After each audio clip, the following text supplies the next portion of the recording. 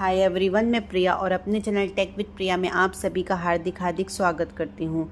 तो जय श्री राम।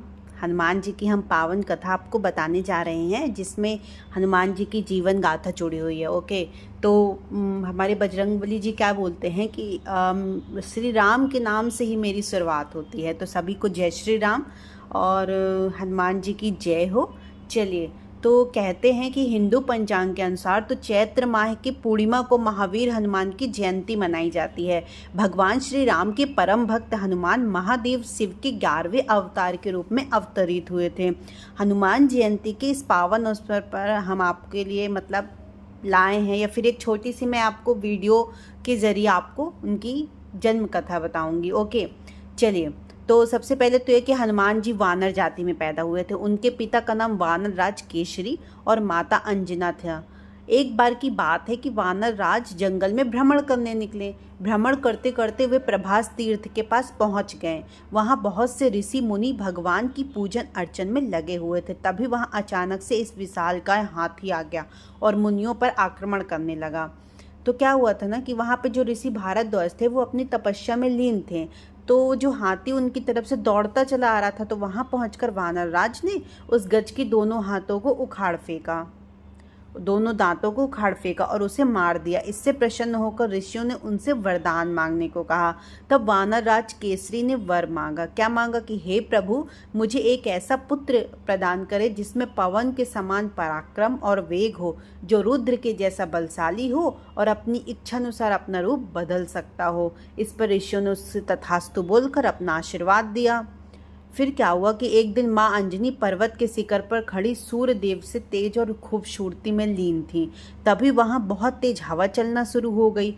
हवा का वेग इतना ज़्यादा तीव्र था कि उनके वस्त्र उड़ने लगे। उन्होंने सोच, जरूर ये किसी दानव या असुर की उद्दंडता हो सकती है। तो वे क्रोधित होकर बोली कि कौन अभद्र है जो मेरी जैसी पति परायण स्त्री का अपमान करने की चेष्टा कर रहा है। तभी उनके सामने पवन देव प्रकट हुए। क्षमा मांगते हुए कहें कि देवी, मुझे क्षमा करें, शांत हो जाएं। आपके पति के प्राप्त वरदान के अनुसार आपके मेरे समान एक शक्तिशाली पुत्र होगा। इसी वरदान को पूर्ण करने की व्यवस्था में मैंने अपने शरीर को, आपके शरीर को स्पर्श किया है। मेरे स्पर्श के माध्यम से रुद्रदेव का एक अंश भी आपके शरीर में प्रवेश कर चुका है। इसलिए महादेव के अवतार में जो आपका पुत्र इस धरती पर जन्म लेगा, जिसके बाद भगवान शिव ने महाबली हनुमान के रूप में वानर राज में यहाँ जन्म लिया। तो इस तरह हमारे हनुमान जी का जन्म हुआ। और हनुमान जी के बहुत सारे नाम हैं। बहुत सारे नामों में जैसे उन्होंने जैसे मैं आपको बताऊंगी कि जहाँ पे भी उन्होंने कुछ दृश्य दिखाया या कुछ दिव्य चीज़ किया, तो उनसे उनका नाम बढ़ता गया। जैसे पहली बात तो वो अंजनेया नाम भी है उनके, क्योंकि अंजना के पुत्र हैं। महावीर इसलिए है क्योंकि वो सबसे हनुमत, जिनके गाल फूले हुए हैं। मारुतोत्मज, पवन देव के लिए रत्न जैसे प्रिय है ना। तत्व ज्ञान प्रद, बुद्धि देने वाले। सीता देवी मुद्रिका प्रदायक, सीता की अंगूठी भगवान राम को देने वाले। अशोक वन काछरते, अशोक बाग का विनाश करने वाले। इसी तरह उनके बहुत सारे नाम हैं। आप देखेंगे तो आपको पता चलेगा। जब आप हनुमान जी की कथा पढ़ेंगे, या फिर बोला जाए तो आप हनुमान बाण का जब अध्ययन करेंगे, तो आपको उनसे पता चलेगा कि उन्होंने क्या क्या चीज़ें की अपने जीवन में, और उन्हें किस किस नाम से सुशोभित किया गया। ओके, चलिए। तो और हनुमान जी के 5 भाई भी थे, जिसमें ब्रह्मांड पुराण के अनुसार तो कहते हैं कि उनके 5 भाई थे, जिनमें से हनुमान जी सबसे बड़े थे। 5 भाई, एक मतिमान, श्रुतिमान, केतुमान, गतिमान और धृतिमान। और जो हनुमान जी के पुत्र थे, तो जब हरिहरन श्री हनुमान जी माता सीता की खोज में लंका गए थे, तब उन्हें एक पकड़कर रावण ने उनकी पूंछ में आग लगवा दी थी, जिससे बजरंगबली को बहुत पीड़ा हुई।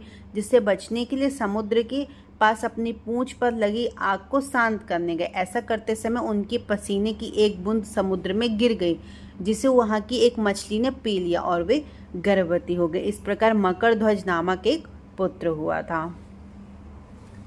भगवान जो हमारे हनुमान जी हैं, उनको मुख्य रूप से परम भक्त भी थे, पूर्ण समर्पण थे, निस्वार्थ भाव और अहंकार रहित का प्रतीक माने जाते हैं।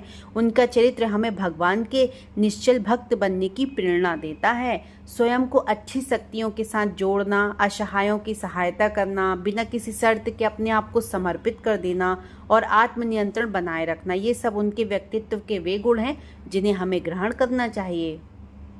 तो हनुमान जी की जन्म कथा मैंने आपको बताई और उनके कुछ बहुत ही प्रमुख बातें बताई। तो आप भी अगर आपको ये वीडियो पसंद आई हो तो आप अपने फ्रेंड सर्कल या परिवारजनों में आप ज़रूर शेयर करें, ताकि उन्हें भी हनुमान जी की जीवन शैली पता चले। और जब भी हनुमान जयंती आती है तो अगर आप सनातन धर्म से हैं तो मैं तो यही बोलूँगी कि अगर आपके हिंदू धर्म में कोई भी फेस्टिवल आता है, लाइक हनुमान जयंती आ रही है, तो आपके उसके पौराणिक कथा ज़रूर पता रहनी चाहिए कि एक्चुअल में इस दिन क्या हुआ था, हम क्यों मनाते हैं, इसका क्या विशेष महत्व है। चलिए, तो जय श्री राम दोस्तों।